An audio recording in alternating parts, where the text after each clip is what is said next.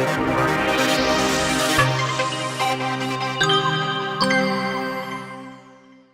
afternoon. My name is Ben Zong. I'm with the California Fuel Cell Partnership. I handle all the online communications.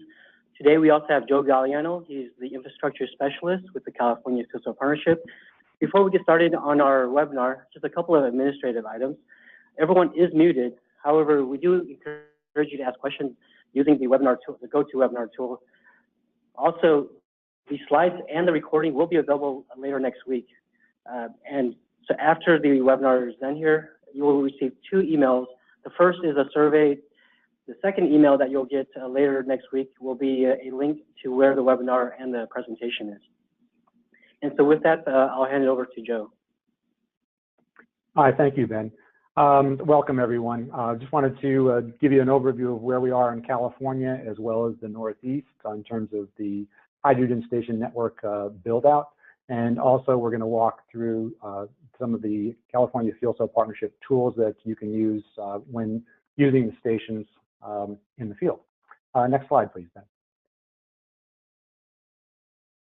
Yeah, in California to date now, we've got 28 open retail stations located throughout the entire state. That's from San Diego, LA area, Central Valley, all the way up to Sacramento Bay Area, and also to the Lake Tahoe area.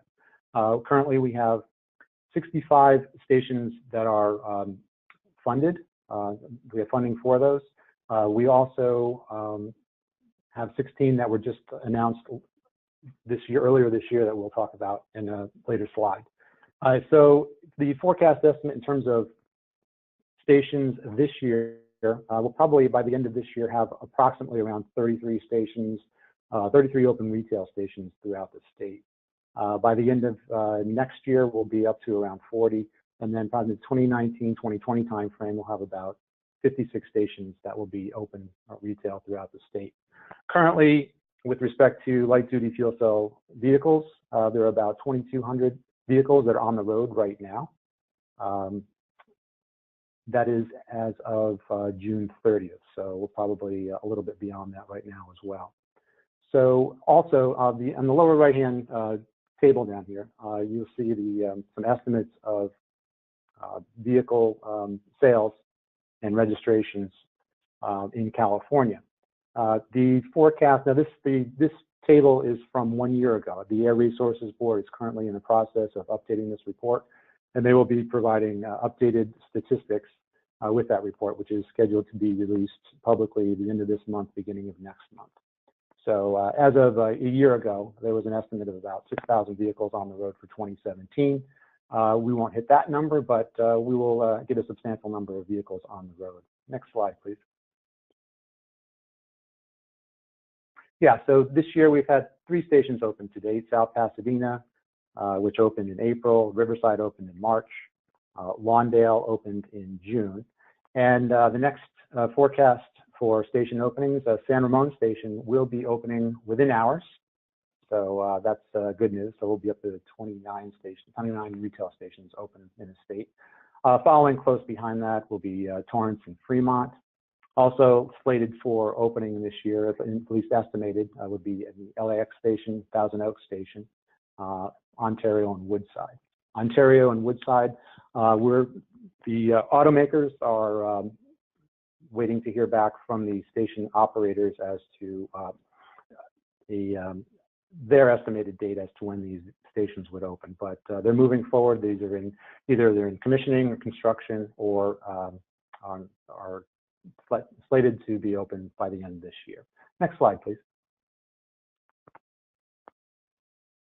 As I mentioned earlier, there was an announcement earlier this year, GFO 15605, a notice of proposed awards. That identified 16 stations for funding for the next round. Those eight stations are for First Element Fuel. Shell received proposed awards for 7, and Air Liquide 1. The next step with respect to that, there was a business meeting at the California Energy Commission last month at which the First Element Fuel and the Air Liquide stations were approved by the commission. So those are moving forward into, right now, these stations are probably moving into execution of grant agreements. Shell is expected to be approved. The Shell stations are expected to be approved at the next business meeting, which is next month in August. And as mentioned, there will be O&M awards that will be listed separately for these proposed awards as well. And on the right here, you see the list of stations that are covered in this latest round. Most of them are about 2/3 of those are in the Bay Area, with 1/3 of those filling out the network in the Southern California region. Next slide, please. So this map shows you where the stations are located. The dots on the map that you see in purple are the latest round of awards, those stations. So in the Bay Area in Northern California, you've got about 10 or 11 stations that are being added to the network. And if you move to the next slide, you can see that the purple dots here, the latest awards are about 5 or 6 stations, and they're filling out the network in the Southern California region. Next slide. And with this, this is to identify and talk about the California Station Map, which is an interactive tool, and the Station Operational Status System, which Ben will talk about and provide an overview for you. Thanks, Joe. Joe, can you hear me okay? Yes. Okay, great. Thanks. So again, I just wanted to touch on a couple of resources that we have available for customers through the FISO partnership. And I'm going to do a quick live demo of the tools. The first is our hydrogen station map. And so this can be found at cafcp.org/station map. This map lists all of the current open retail stations in California, as well as the non-retail stations and stations that are in development, and those stations are proposed. So this map is a location-based tool, meaning that wherever you move the map to, our list will change. So if you're looking for stations near you in Sacramento, you can move to just the Sacramento area and see a list of all those stations there. You can also type in your zip address or zip code, move the map to that location to see stations in that area as well. We also allow you to be able to download the list of stations by clicking on this button here, or going to our resources section on our website. So by going to the resources download section, you'll get to this list here, which has a number of different resources available, but the list will be halfway down hydrogen stations list. We try to update this list at least once a week, but sometimes we do miss that, and we apologize for that. We do have we will post on there when that list was last updated. Again, on this page, once we do post the presentation for this webinar, it will also be posted on this resources page as well. Our second tool is our Station Operational Status System, or SAS. So this site allows customers to know, or lets you know when a station is currently operational. And this is, some of these stations do send us data in real time. The short, or if it's not real time, the latest the data comes in is 15 minutes. So right now we know all of the True Zero stations are reporting in real time, and some of the other stations we're working on getting those stations to that real time reporting. A couple of things to note for the SAS system. When the station is planned to be put in maintenance, we have this information icon that we post on the site here. So for instance, if you're trying to go to Lake Tahoe, I recommend, for instance, taking a look at this first. When you click on it, it'll tell you more information about when it's being expected to be offline. So for instance, today it's being taken down from 8 a.m. to 3 p.m. for maintenance. And then around 3 p.m., usually they'll let us know if the station's back online, and we will remove that note.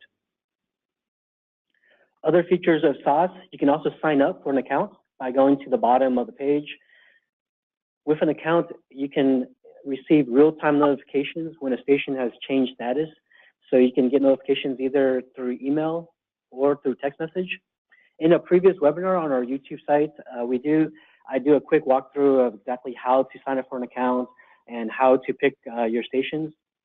I do want to note again, though, that when a new station comes online, you will have to come onto the system and log into your account and sign up for that station to get notified for that. So for instance, later this afternoon when San Ramon comes online, you're not going to automatically get that station sent to you. You'll have to come into the site, log into your account, and sign up to be notified for that account.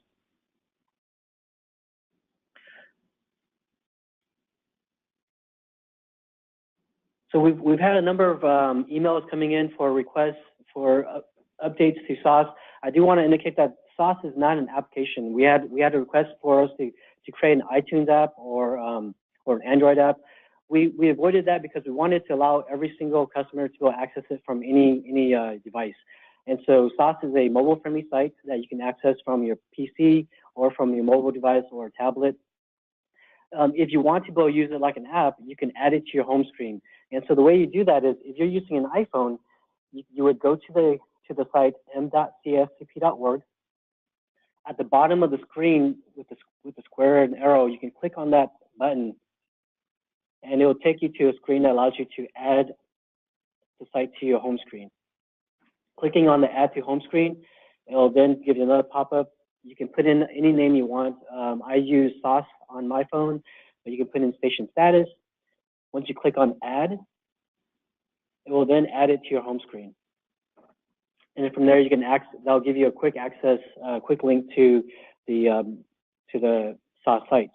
If you're using an Android phone, it's a very similar process, except for the Android phone, the menu is on the top right. So when you click on that menu, again, it will give you another menu pop out, and you want to click on this Add to Home Screen. From there, it's going to give you another pop up to name your link, and then once you click on Add, that will then add it to the home screen.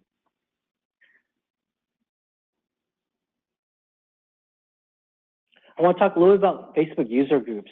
So there's at least 3 user groups that we know of. There's the hydrogen car owners group, there's the Honda Clarity owners group, and then the Toyota Mirai owners group. So I want to note that none of these user groups are administered by the FISO partnership. We do participate in those discussions, and every now and then, as needed, FISO partnership staff will chime in. But for the most part, this is really an area for customers to be able to interact, to be able to share your experience as you drive in the vehicle. And also, we do have members that participate in those discussion groups as well. I know, for instance, Air Liquide will jump in there from time to time and mention when a station is going offline for maintenance. However, we do want to note that, again, not all of the members are participating in there. And so if you're looking for station information, we highly recommend you using the station operational status system or our station map. For instance, sometimes some stations will be given access to certain customers first. When we post it, or when we know that the station is available for all customers, within 24 hours, we will post that onto our station map and onto SOS. We're within the next couple of months here, we're looking for feedback on how we can improve our tools. So that's our station map and our station operational status system, SOS. So we're going to be holding a focus group. We're looking for customers from Hyundai, Honda, and Toyota in Northern California to participate. And so if you're interested in participating in that focus group, please let me know.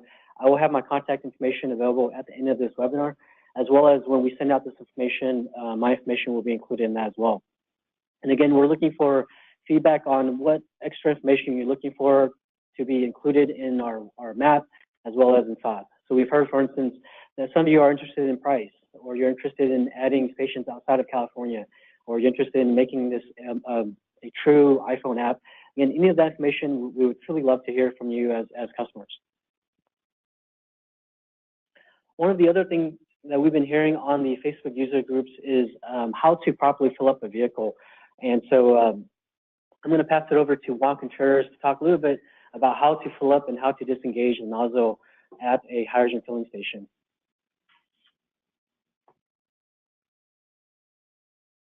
Thank you, Ben. In this short video, you'll see the 3 reasons that nozzles can break. Number 1, don't drop. Dropping can chip the seal or damage the sensor. When hanging it up, put the head in first, slide into the cradle, and make sure it's secured. Don't twist. It can damage the threads on the inside. Instead, release the clip, push in, and pull out. It could be tricky if it's frozen, but don't pour water on it. Just give it a minute. In the meantime, maybe wash the windows. Then try again. Push in and pull out. Thank you, everyone. Now back to you, Joe. Thanks, Juan. As we mentioned earlier, there are other states that are developing hydrogen fueling stations as well. Outside of the state of California, there are 9 other states that have adopted the zero-emission vehicle mandate or program from California. And that includes Oregon here on the West Coast and a number of states on the East Coast as well. So with that, there's also an 8-state MOU signed by 8 states, and they identified a target of putting 3.3 million ZEVs on the road by 2025, and that includes both fuel cell electric vehicles and battery electric vehicles. Next slide, please.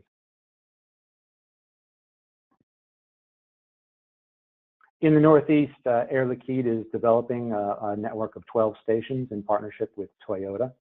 And right now, there are 3 stations that are actually in construction right now. The Hartford station is currently under construction, as is the Providence, Rhode Island station, and most recently the Massachusetts, the Mansfield station in Massachusetts. The Hempstead station on Long Island is expected to start construction at the end of this month. And those 4 stations are estimated to open up before the end of the year, with the first 2 probably being Hartford and Providence, and the other 2 later on in the year. Also of note, which Air Liquide is quite proud of right now, the New York Fire Department provided them with a draft concept letter that provides conditional approval for stations to move forward in the New York City boundaries. And the conditions include these 2 stations that are planned for New York will be attended stations during fueling. Next slide, please. And just wrapping up here, just wanted to reiterate that the refueling network, both in California and Northeast, is starting to populate key markets. As we saw, there are 28, soon to be 29 retail hydrogen stations open throughout the state of California. And we've got 4 stations, 3 or 4 stations that are now in construction in the Northeast, which will add to the market, which will be a good thing for everyone. Work is also beginning on fuel cell trucks and heavy-duty fueling stations as well, in addition to the light-duty effort that's been going on to date. As we mentioned, there's over 2,200 light-duty fuel cell vehicles mostly on California roadways. Customer experience from the station operator's perspective is really a top priority now. It always has been, but it is a top priority, making sure that customers get their fuel and fuel up within a few minutes and go on about their business. And station reliability continues to increase as well. So with the operation now of stations for about a year and a half, we keep getting more and more data. Operators keep getting more and more experience with the stations, the components and equipment, and are constantly making hardware and software upgrades to improve reliability and performance for customers. And partnership members are currently in discussions to begin planning for beyond 500 retail stations in the state, and you'll hear more about that in coming webinars. And with that, we'll open up to questions. So before we get to questions from the webinar, we did have 2 questions that came in prior to the webinar here. And the first question is, when are the 2 stations in Sacramento planning to open? Joe, you want to touch on that one first? Yeah, our estimates are probably in the late 2018 and early 2019 timeframe for those stations. Okay. And those are, I believe those are Shell stations with no equipment. And then the second question that came in was about the reliability of the West Sacramento station and what can be done to improve the reliability there. And so I'll just touch on that really briefly. So Air Liquide Linde does apologize for the reliability of that station in the early phases. That was the first station to open up in California as an open retail station. They've done a number of hardware and software upgrades back in April of this year. And since then, we have seen the reliability numbers bump up quite a bit. They've taken a lot of that learnings there and have applied that to San Ramon. And so we expect to see a lot better reliability from the West Sacramento station, especially in the San Ramon station moving forward. So again, I just want to point out that everyone is muted, but please use the GoToWebinar tool to ask questions. We have a number of questions that have come in. And so from experience from the last webinars, we tend to keep the presentation fairly short and open up for more time for questions. The first question, are the sales of fuel cell electric vehicles lower due to low demand, OEMs not being able to sell more, or due to worries about lower number of fueling stations than expected? Joe? I missed the beginning of that. Can you restate the beginning of that question?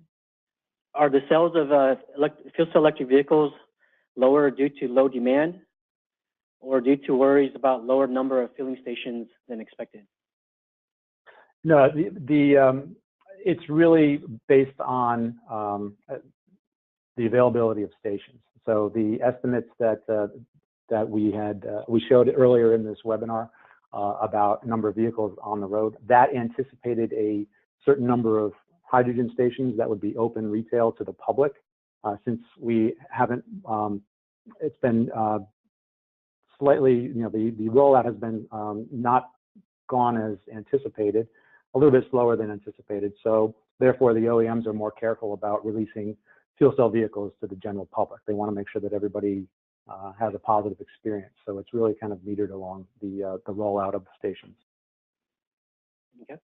Our next question is about the Torrance station. So the Torrance station, is that in addition to, or is that a replacement of the current Torrance station or previous Torrance station? That is a replacement. That's a complete upgrade to the Torrance station, and it will be full retail after the upgrade.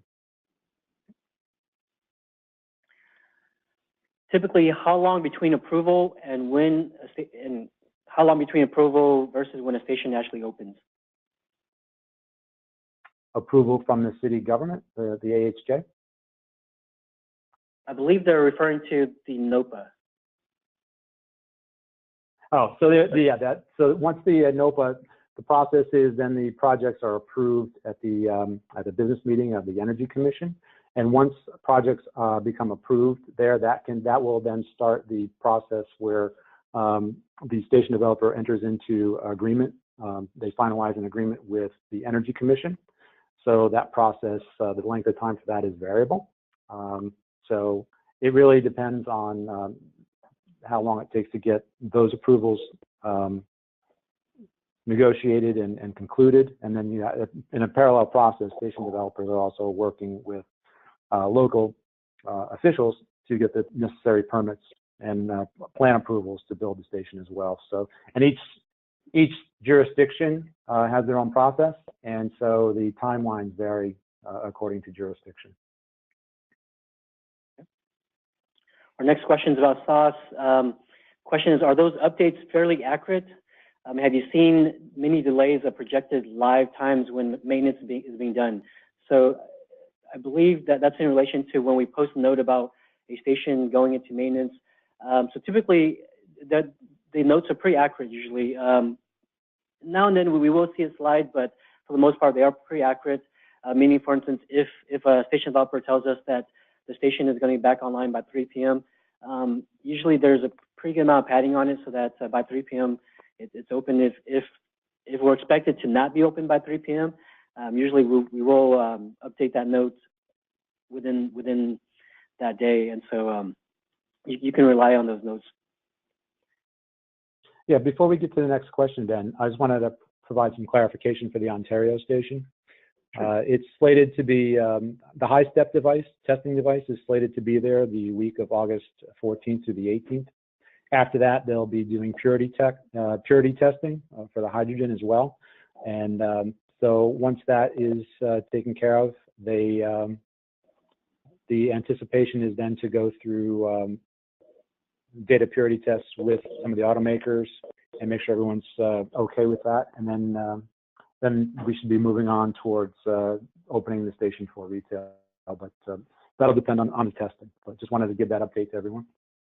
Okay, thanks, Joe. Another question about sauce. Do the station operators tell the fuel cell partnership about downtime in advance? And if so, how much? And also, is that information voluntary? So yes, that information is voluntary, and we appreciate all of the station developers for giving us that information. They typically tell us as soon as they find out. So if we know a week ahead of time, or if they know a week ahead of time, they will tell us, and we will post it up as soon as we find out. sometimes they don't know about a maintenance until the day of or the morning of. And so once they tell us, we post that right away.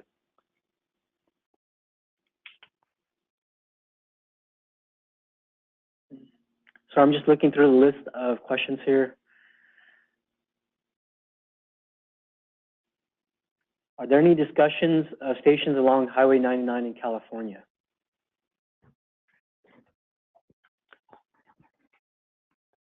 Not at this time. The automaker members of the partnership will be identifying a number of new markets that they would like to see stations go into, and that's being worked on right now. So that should be released shortly to stakeholders and station developers. So there's more to come on that. So Joe, I'm not sure if you will be best to answer this. We may need to follow up on this question, but the question is, a year or two ago, I believe it was illegal to transport compressed hydrogen gas over any of the bridges or through the tunnels into or out of New York City. Has that legal issue been solved? I can tell you that the stakeholders are actually working with the City of New York and the appropriate agencies to work on that issue. So it's in process and hasn't been resolved completely yet. Okay, next question.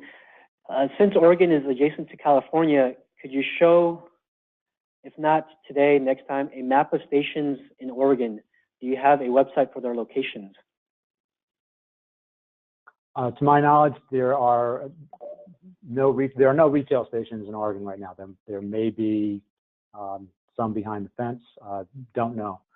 We have been in discussion with Oregon officials, and we continue to be. So we're working on actually helping them to build out their network in Oregon as well. So. I do also want to point out that there is the h2stationmaps.org website. And so the h2stationmaps.org website, this is a site that has all of the stations in all of the United States with the same nomenclature as what we have on our station map. And so you're welcome to use that. As we start to get stations from outside of California, we'll try to add those as well. But this is another resource that you can use.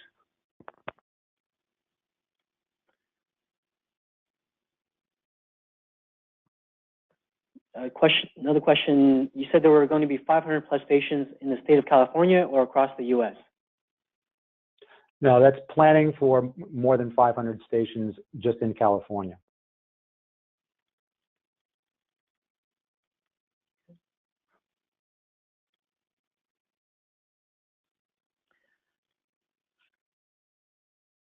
The question is about, so how many stations now and later use reforming and electrolyzers? I don't know if it could be, of the stations that have been funded, it's my recollection that about eight of the total are going to be electrolyzers. But you can actually go to our website, and I think on the station map you can click each station and you can identify whether it's 100% renewable, meaning an electrolyzer. The overwhelming majority of stations right now are delivered gaseous hydrogen. The Lindy stations are delivered liquid hydrogen to their stations. So that's the overwhelming majority of the network right now, uses those production sources or distribution sources. Okay.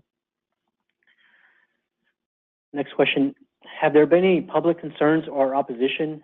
Even though the technology is safe, the public may have other thoughts. Yeah, in different jurisdictions, there are different issues that station operators have to deal with. I think in some of the locations,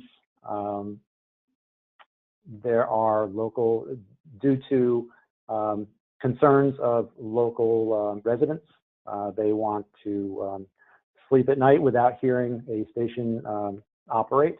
So there are some communities some stations in the network that have operating hours that do not include overnight, from maybe like 10 till 6 or 7 in the morning. And the operating, if a station is restricted in some way, shape, or form, you can always go to our website and click on the link to that station, and it will bring up information for you as well on that. And I believe the information as well, the operating hours are listed on SOS as well.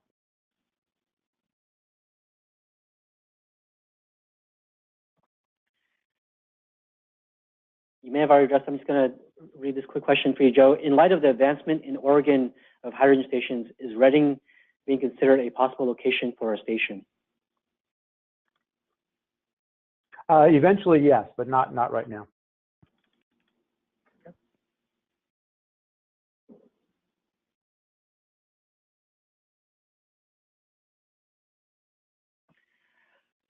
Some stations are listed as proposed and have been approved for a grant. Is there an estimate of when these stations might be operational? Yeah, I alluded to this, the Sacramento stations.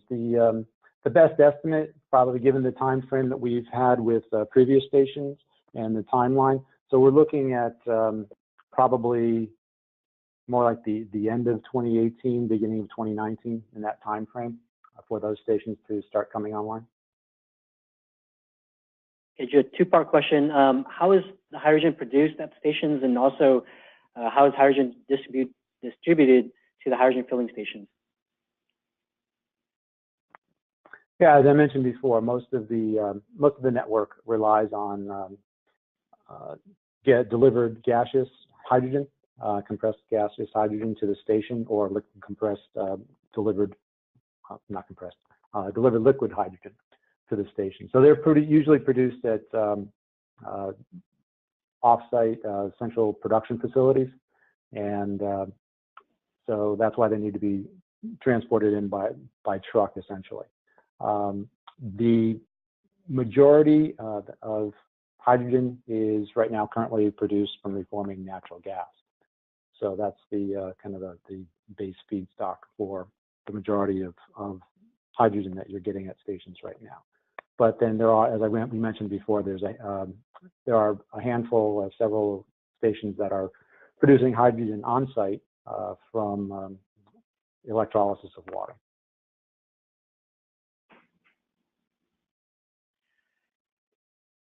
Joe, what is the chances for continuing the California rebate for fuel cell electric vehicles? That one's outside of my jurisdiction. I don't know about that. Is Juan there? Can he answer that question? Juan, are you familiar? That's a good question. We would have to go back. As far as I'm concerned, the California state rebate is still in effect, but we will have to check with our members to make sure that that information is still accurate. And we usually have all updated information on our public website for you to go and find out and click on the DMV reporting for those rebates. So for those who couldn't hear Juan, I know he stepped away from the microphone. We'll get more information from that, and then we'll send that out after this webinar. Next question, are there any standards or quality levels that need to be met for the hydrogen providers? Can one provider or member hydrogen station have better quality hydrogen than another? No, all the stations have to, the fuel that's produced, the hydrogen fuel that's produced and delivered for delivery into a vehicle has to meet the same hydrogen purity standards. And it's, I forget the SAE number, but they have to meet SAE standards for that. And every station has to meet that. But whether the hydrogen is produced on site by electrolysis, or you have liquid or gaseous hydrogen delivered, they all have to meet the same hydrogen purity standards. Who are the average owners of hydrogen fuel cell electric vehicles today? Who are they? Mm-hmm. Given the cost of the vehicles, there's a lot of early adopters who are the drivers of these vehicles right now. Environmentally conscious individuals as well. So those two groups tend to be the early adopters or first buyers or lessees of these vehicles. And in addition to that, I do know that some government and private fleets are looking at leasing these vehicles as well. So in addition to the individual customers, you are having some companies and organizations and government agency agencies looking to incorporate these vehicles into their fleet operations as well. So a soft question, what does limited status mean? Like for instance, San Jose currently. So limited means that the station is operational, but it can't dispense a full fill. So if it can't dispense more than 90% state of charge, meaning for instance the vehicle, if it's supposed to get 300 miles on a full fill, and you show up there and it's only going to give you 270 miles, it'll switch into a limited state. So that's what it means.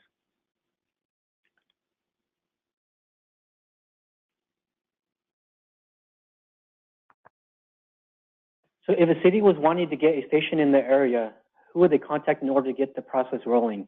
Also, how would you decide which company to have the fuel? Yeah, usually we encourage them to call the partnership first, me in particular, and I can kind of talk you through and identify the companies that are involved in developing hydrogen stations throughout the state. And usually the partnership maintains a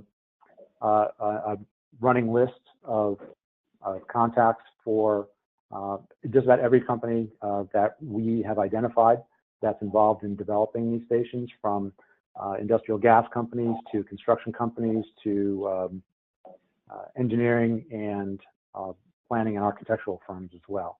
So I would recommend if a city or a jurisdiction is interested in putting in a hydrogen station, to contact the partnership first, and we can help you identify who to talk to.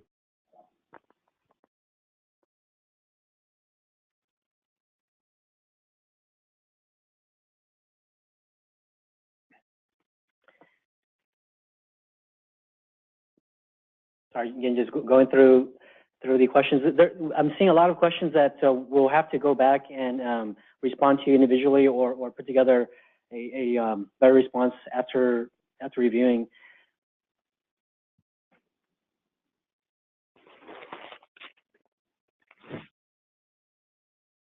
So here's a good question. Who can confirm the figure of the 2,200 hydrogen fuel cell vehicles on the road? Can you repeat that question? Who can confirm the figure of 2,200 hydrogen vehicles on the road? Oh, okay, yeah. So the source, there are a couple of sources. There's hybridcars.com, which has information on monthly sales of those vehicles.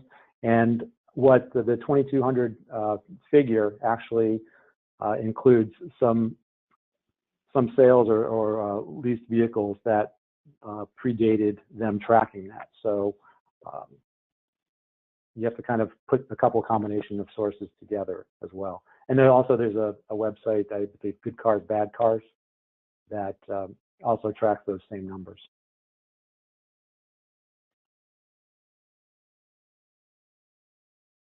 And that's information that's in the public sphere online.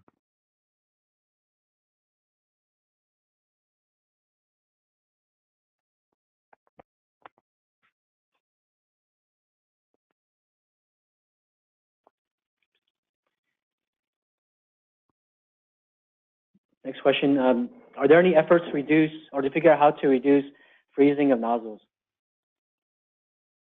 Yes. Some model makers, I believe the nozzle manufacturer and some station developers are currently working on that issue. And so there will be a technological fix to that that's being worked on. So I haven't heard when that's going to be released or into the market yet. So we'll stay tuned on that one. Next question, are any stations planning to have 2 pumps, or are they set up to for additional pumps to be added? Yes, I believe the upgrade at Torrance is going to have multiple nozzles, and some of the, my understanding is that some others as well. The other Shell stations may or may not. I'd have to go check on that.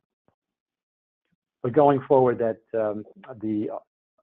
just on the volume of demand and performance at stations now, the really the automakers and industry wants to look at multiple nozzles or just the fueling positions going forward. So we'll be moving away from these single fueling positions to multiple fueling positions. And also just to note that the Shell stations will have 2 dispensers. Another question, do all the stations use infrared communication with the car to ensure that a fill-up is done the first time? Yes, they all have communications. All the stations communicate with the vehicles. So I think that covers all the questions that we can answer on the phone. There are a number of questions that came in that, again, we will go back and we will, once we send out the information here, we'll give you better responses to some of these questions.